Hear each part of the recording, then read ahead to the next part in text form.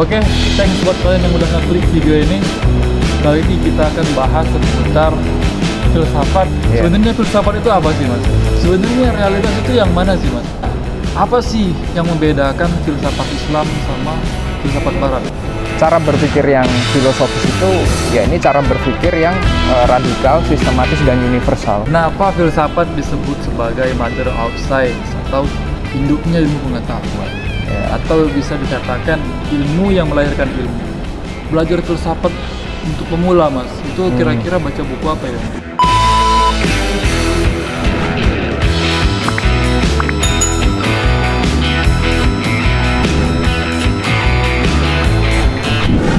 Nah, kali ini kita akan ditemani oleh siapa namanya, Mas? Saya Riko. Ya. Mas Riko ini adalah salah satu mahasiswa filsafat di UIN Sunan Kalijaga, Yogyakarta. Saya dari S1 sampai S2 ngambil di filsafat. Ya, di kampus yang sama. Semester berapa sekarang? Saya sekarang semester 3 lagi tesis. Oke. Buat teman-teman yang mau tahu apa itu filsafat, langsung aja kita tanya kepada Mas Riko. Sebenarnya filsafat itu apa sih, Mas? Kalau kita pahami ya, secara literlek itu kan filsafat dari dua kata, dari bahasa Yunani, yakni philo dan sophia. Philo itu berarti cinta, sophia itu berarti kebijaksanaan.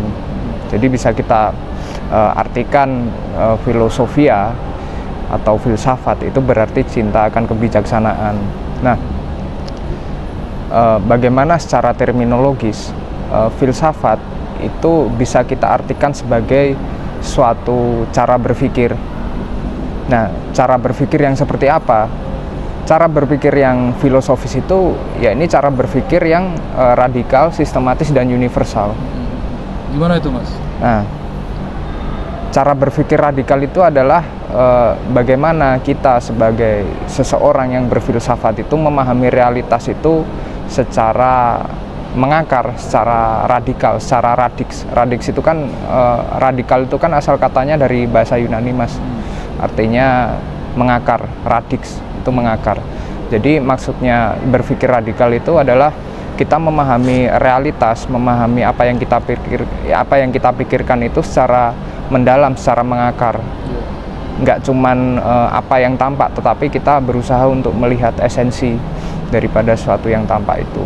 Nah, yang kedua adalah sistematis. Sistematis di sini maksudnya adalah bagaimana ketika kita menjelaskan realitas ini tidak argumen kita itu tidak bertentangan. Dengan kata lain, tidak ada kontradiksi dalam argumen kita. Kita memahami realitas, menjelaskan satu realitas itu secara runtut, secara logis, antara proposisi 1 sama proposisi 2 dan kesimpulan itu saling berkaitan, sehingga argumentasi yang kita kemukakan terkait realitas yang kita pikirkan itu bisa dipahami dengan nalar. Itu sistematis. Dan yang ketiga di sini menurut saya yang paling membedakan antara filsafat dengan ilmu lainnya adalah universal. Nah, yang dimaksud dengan universal di sini adalah bagaimana kita memahami realitas itu sebagai satu keseluruhan. Itu yang membedakan filsafat dengan ilmu lainnya. Sejauh apa yang saya pahami sejak S1 ya. Memahami secara universal itu seperti apa? Misalkan kita ambil contoh, kita bicara tentang filsafat sejarah dengan ilmu sejarah. Misalkan ilmu sejarah itu kan sebagaimana yang kita pelajari ya sejak sekolah dulu, pasti berbicara terkait peristiwa-peristiwa partikular. Misalkan kayak peristiwa pemberontakan G30S, PKI, kemudian sejarah kerajaan-kerajaan Islam di Nusantara, dan peristiwa pemberontakan, pergolakan dalam negeri, peristiwa proklamasi misalkan.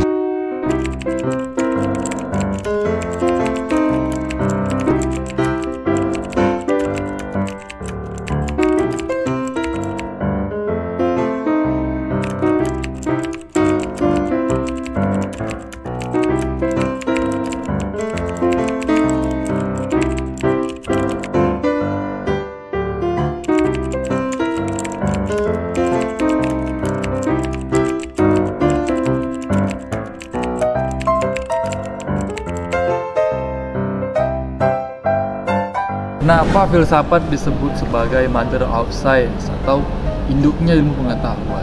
Ya. Atau bisa dikatakan ilmu yang melahirkan ilmu. Nah, kenapa itu katanya? Kok bisa bahasa itu? Nah, kita coba lagi ini ya Mas, flashback lagi ke masa Yunani itu ya. Dulu orang-orang Yunani itu menggunakan menggunakan istilah ilmu.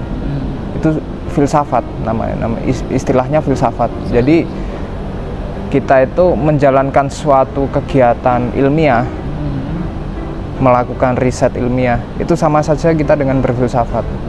Jadi filsafat tuh, kata filsafat tuh identik dengan ilmu pengetahuan. Ya.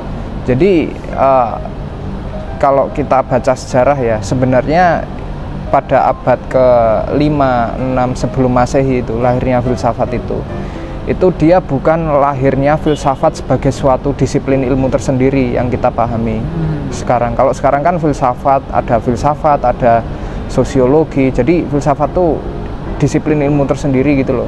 Tapi kalau dulu itu masa-masa awal-awal Yunani, the Greek Miracle itu merupakan masa di mana lahirnya suatu cara berpikir ilmiah, cara berpikir rasional, peralihan dari mitos ke logos. Jadi bukan kelahiran suatu filsafat sebagai sebuah disiplin ilmu. Dulu orang-orang dulu memahami berfilsafat itu sama saja dengan mempraktekkan kegiatan ilmiah seperti itu. Nah,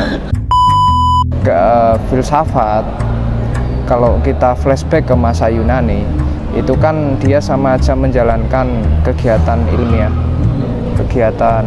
suatu kegiatan ilmiah. Ya. Jadi ketika kita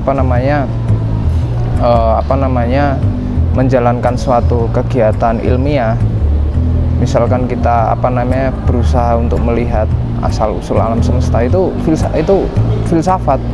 Dan itu identik dengan menjalankan praktik ilmiah, sama kayak kita sekarang menjalankan ilmu pengetahuan seperti itu. Nah, ilmu-ilmu itu kan awalnya itu kan dia terintegrasi sama filsafat. Terintegrasi sama filsafat dan ketika abad ke-16 Masehi itu ya masa-masa Renaissance itu ilmu itu mulai memisahkan diri dari filsafat. Jadi terutama ilmu-ilmu alam pada abad ke-16 itu yang memisahkan diri dari filsafat. Nah, sebelum abad ke-16 atau pada abad ke-16 itu pemikir-pemikir itu masih menggunakan istilah filsafat untuk menggunakan filsafat sebagai istilah untuk mendeskripsikan disiplin ilmu. Misalkan kita lihat itu di karyanya Isaac Newton. Itu kan dia kan ilmuwan kan dia. Dia salah satu karyanya tentang ilmu-ilmu eksak, ilmu-ilmu alam itu dia masih dikasih nama filosofia naturalis kalau nggak salah. Jadi masih ada kata filsafat di situ. Nah, ketika masuk ke abad 16, 17, 19 itu ilmu-ilmu mulai memisahkan diri. Ketika pada abad ke-16 Masehi itu ilmu-ilmu alam yang memisahkan diri seperti kayak fisika, kemudian kimia itu mulai memisahkan diri. Nah, di abad ke-19 ini ilmu-ilmu sosial yang memisahkan diri. Psikologi, sosiologi itu mulai memisahkan diri jadi disiplin ilmu tersendiri. Jadi secara historis seperti itu, Mas. Jadi kalau bisa dikatakan filsafat itu induk dari segala ilmu, ya memang induk dari segala ilmu. Dan ini semakin perkembangan zaman, seiring dengan berkembangnya zaman, itu dia semakin terpecah-pecah jadi disiplin ilmu tersendiri, dan akhirnya filsafat ini kedudukannya hampir sama di samping ilmu-ilmu lainnya kalau kita sekarang di masa sekarang ini seperti itu. Allahu Akbar. Cut. Mau nanya lagi nih Mas, sebenarnya apa sih yang membedakan filsafat Islam sama filsafat Barat? Oh ya, kalau ya sebenarnya dari namanya aja pun dua hal itu udah berbeda Mas. Berbeda. Filsafat Barat itu menuju pada satu wilayah, sedangkan filsafat Islam itu menuju pada satu corak pemikiran, suatu warna pemikiran. Nah, filsafat Barat itu yaitu tadi merujuk pada satu wilayah yang mana pemikiran filosofis yang muncul di dunia Barat, di di Amerika, kemudian di Perancis, Inggris, Jerman, Spanyol dan lain-lain. Itu filsafat Barat. Kalau filsafat Islam itu merujuk pada satu corak pemikiran, yang mana filsafat Islam ini menggunakan Al-Quran dan hadis sebagai landasan berpikir. Itu filsafat Islam. Jadi nggak cuman rasio seperti itu. Jadi ya sebenarnya dua hal ini berbeda, dan saya rasa biasanya kan teman-teman mahasiswa AFI itu kan sering membandingkan dua hal ini kan. Ya. Saya rasa menurut pendapat saya kurang apple to apple, karena yang satu merujuk pada satu wilayah dan yang kedua merujuk pada satu corak pemikiran. Coba kita lihat misalkan Ibnu Bajjah misalkan, itu kan dari Spanyol itu. Itu apa bisa kita apakah kita akan bertanya dia bisa kita klasifikasikan ke pemikiran mana? Pemikiran Baratkah apa pemikiran Islam? Oh, pemikiran Islam karena dia ya seorang filsuf Muslim, dan ya dia bisa disebut sebagai pemikir Barat karena dia di Spanyol seperti itu. Jadi enggak apple to apple gitu. Jelas dua hal ini berbeda. Yang satu merujuk pada satu wilayah, yang satu merujuk pada satu corak seperti itu. Kalau letaknya Quran dan hadis itu di filsafat Islam itu sebagai apa itu Mas? Apakah itu sebagai sumber pengetahuannya, sumber cara dia berpikir, atau cuman inspirasi aja gitu? Ini perlu kita buat demarkasi dulu, atau distingsi atau pembedaan lah antara kalam sama filsafat, kalam atau teologi sama filsafat. Nah, kalau jelas dua-duanya bisa kita lihat ya kedua disiplin ilmu ini dalam dunia Islam itu memiliki paradigmanya sama. Baik teolog maupun filosof itu sama-sama menggunakan Quran dan hadis dan rasio seperti itu. Nah, tetapi yang membedakan tuh titik berangkatnya. Kalau teolog itu titik berangkatnya dari Quran dan hadis, sedangkan filosof itu dari realitas. Jadi bisa kita katakan bahwa filsafat Islam itu menempatkan Quran dan hadis itu sebagai inspirasi. bukan sebagai satu-satunya sumber seperti itu. Sebagaimana kaum teolog atau mutakalimun seperti itu. Oh ya Mas, ini berbicara tentang realitas tadi kan. Sebenarnya realitas itu yang mana sih Mas? Secara umum kan sebenarnya realitas itu kan dipahami sebagai sesuatu yang terikat dengan ruang dan waktu. Itu yang biasanya mungkin orang-orang yang dipahami secara umum. Nah, tetapi ya tentunya kita bisa lihat definisi itu terbatas. Kalau kita cuman mengacu pada definisi yang saya kemukakan tadi, berarti ya kita bisa katakan ilmu teologi misalkan itu nggak kita anggap sebagai ilmu, karena realitasnya nggak jelas kan Tuhan seperti itu. Definisi realitas yang menyatakan bahwa realitas itu terikat dengan ruang dan waktu itu biasanya dipahami oleh orang-orang positivisme, yang mana mereka memahami ya sesuatu itu bisa disebut bermakna atau sense ketika yaitu ada faktanya, bisa teruji, bisa terukur.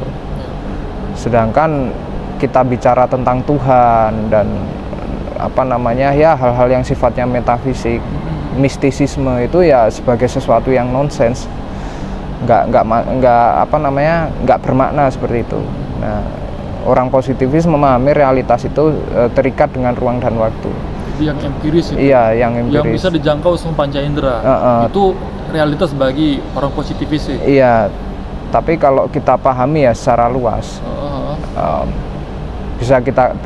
saya menganggap bahwa realitas itu sesuatu yang dianggap ada. Sesuatu yang dianggap ada oleh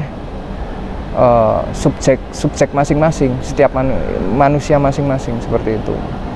Mungkin kita sebagai orang Islam memahami Tuhan itu sebagai realitas, seperti itu loh. Kita memahami alam semesta, Tuhan, malaikat dan lain sebagainya, yang goib-goib itu sebagai realitas. Karena kita meyakini itu ada. Iya, karena kita meyakini itu ada. Nah, begitu pula sebaliknya, mungkin orang-orang ateis, orang-orang positivis, mereka membatasi definisi realitas itu pada sesuatu yang tampak, sesuatu yang terikat dengan ruang dan waktu, seperti itu. Jadi saya di sini berkesimpulan bahwa realitas itu sesuatu yang dianggap ada sebenarnya, yang mana yaitu bisa dijadikan sebagai suatu objek ilmu pengetahuan itu. Sekarang kan kita sudah masuk pada periode postmodern, iya, filsafatnya udah masuk ke situ. Itu kok apakah itu berbeda cara kita berpikir itu dengan cara berpikir berfilsafatnya orang-orang yang pendahulu yang kayak di Yunani gitu, Mas? Iya. Pemikirannya dari Socrates, Aristoteles dan lain sebagainya. Itu gimana, Mas? Apakah ada pembeda gitu? Apakah kita benar-benar beda cara berpikir sekarang apa sama orang yang terdahulu itu gimana? Iya. Ya, pertama kalau kita bicara tentang postmodernitas, kita harus tahu definisinya dan kira-kira dalam konteks filsafat itu seperti apa. Nah, postmodernisme itu kan sebenarnya istilah postmodern itu nggak cuma di filsafat, Mas.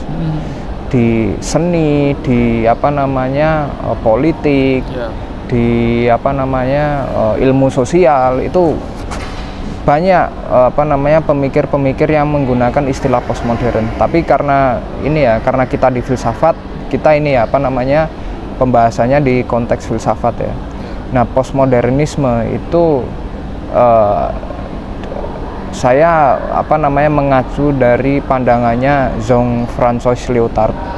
Dia salah satu tokoh postmodern, yang mana Lyotard menyatakan bahwa postmodernisme itu merupakan suatu gerakan yang menolak grand naratif atau narasi-narasi besar, atau dengan kata lain wacana-wacana pemikiran yang cenderung memiliki objektivitas kebenaran,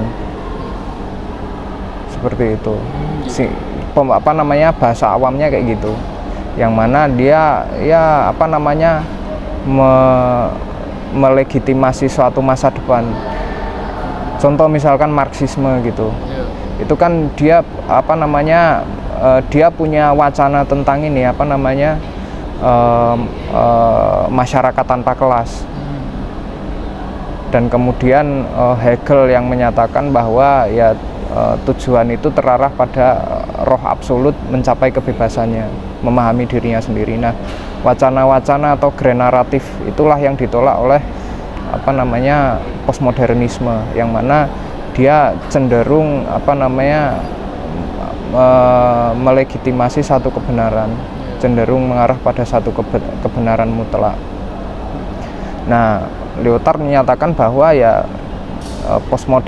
postmodernisme itu nggak selain menolak wacana-wacana grand naratif tersebut, dia juga terfokus pada narasi-narasi yang sifatnya kecil, narasi-narasi yang terpinggirkan, seperti itulah wacana-wacana yang selama ini kita anggap sebagai sesuatu yang nggak benar, seperti itu. Itu bahasa awamnya kayak gitu. Nah, tentu jelas ada perbedaan ya. Bahkan kalau kita bicara tentang cara berpikir, ada gap yang benar-benar beda antara orang-orang modern sama postmodern. Kalau orang-orang modern itu berfokus pada objektivitas, kebenaran. Kenapa ngambil filsafat, Mas? Kenapa nggak ngambil jurusan lain, kan banyak gitu, Mas? Ya kalau dulu sebenarnya saya itu, kalau ditanya ya kenapa ngambil filsafat, sebenarnya motifnya bukan untuk belajar atau mendalami sebenarnya. Tapi karena pas itu kebetulan saya lulus sekolah, saya saya pengen kuliah di universitas yang dia itu negeri dan ya murah. Terus ketika saya lulus sekolah itu, saya coba explore, cari-cari di internet itu, ternyata saya ketemu ada universitas negeri, Universitas Negeri Islam UIN. Nah itu kebetulan di UIN juga saya lihat UKT yang paling murah itu AFI. Nah dari situ saya mulai masuk, coba daftar di sana lewat jalur pas itu UMPTKIN kalau nggak salah. Nah itu lewat jalur situ ya alhamdulillah keterima kayak gitu. Jadi minat awalnya tuh motifnya itu bukan karena memang minat gitu. Jadi dari awal tuh emang belum tahu filsafat itu apa, Mas ya? Belum tahu sama sekali. Jadi belajar tuh sambil itu ya, sambil ya kuliah yang asal pilih gitu. Iya, kuliah asal pilih. Dan ternyata cocok gitu. Cocok. Di semester berapa itu cocoknya, Mas? Apakah langsung cocok, apa lama dulu belajar, gimana itu? Kalau saya mulai menemukan minat, kenikmatan belajar filsafat itu ketika ya semester 3-4 gitu. Itu saya mulai tertarik gitu sama pemikiran filsafat. Belajar filsafat untuk pemula, Mas, itu kira-kira baca buku apa ya untuk memahami filsafat? Kalau untuk pemula biasanya kan teman-teman itu lebih suka kalau baca buku itu kan biasanya baca novel teman-teman. Itu mungkin teman-teman bisa baca Dunia Sofi. Itu untuk pengantar saya rasa bagus itu. Terutama untuk teman-teman yang mulai belajar filsafat. Juga bukunya Pak Faiz itu Sebelum Filsafat itu ringan itu. Jadi bisa jadi rujukan awal bisa lah. Nah, kalau untuk teman-teman yang mau tahu lebih dalam tentang filsafat sebagai disiplin ilmu ya, sebagai disiplin ilmu, teman-teman ya bisa baca buku-buku pengantar filsafat itu. Kalau dulu saya baca bukunya Pengantar Filsafat yang covernya warna merah itu, penulisnya Kees Bertens ya, Kees Bertens, dan pengantar filsafatnya Louis O. Katzoff itu bisa untuk pengantar, untuk untuk tahu lebih dalam kira-kira apa sih filsafat sebagai sebuah disiplin ilmu itu, dan cabang-cabang filsafat itu apa aja. Itu teman-teman bisa explore di buku-buku pengantar filsafat. Pesan Mas untuk mahasiswa yang baru masuk jurusan filsafat gimana, Pak? Ya pesan untuk mahasiswa filsafat yang terutama teman-teman maba ya, kalau bisa teman-teman masuk filsafat itu belajarnya jangan setengah-setengah. Kunci filsafat itu kan, kalau kunci kita itu menemukan keasikan dan ya insya Allah bisa sukses di filsafat itu kan literasi kuncinya. Literasi. Kita baca buku, kemudian diskusi sama teman yang lebih paham, dan juga nulis kayak gitu.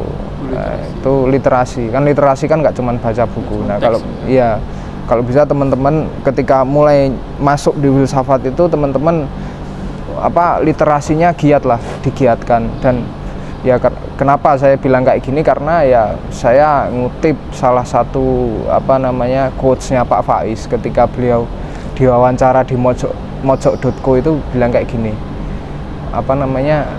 beliau bilang gini, barang siapa yang mendalami suatu ilmu, niscaya dia akan dimuliakan oleh Tuhan di masyarakat. Nah, kita lihat aja ilmuwan-ilmuwan itu kan dimuliakan kan di masyarakat. Mungkin ilmuwan-ilmuwan tuh nggak kaya, kayak Karl Marx itu kan nggak kaya itu, tapi kan dia dimuliakan itu sama orang-orang PKI, orang-orang komunis di dunia. Karena mereka serius mas ya di bidangnya. Karena serius di bidangnya. Jadi barang siapa yang dia itu serius di bidangnya, dia insya Allah pasti sukses di bidang itu, dan ya insya Allah mulia di masyarakat. Nggak cuman filsafat, teman-teman yang di disiplin ilmu lain gitu, ketika teman-teman benar-benar menggeluti bidang itu, ya insya Allah sukses. Itu pesan tersirat dari Pak Faiz. Oke, terima kasih Mas Riko.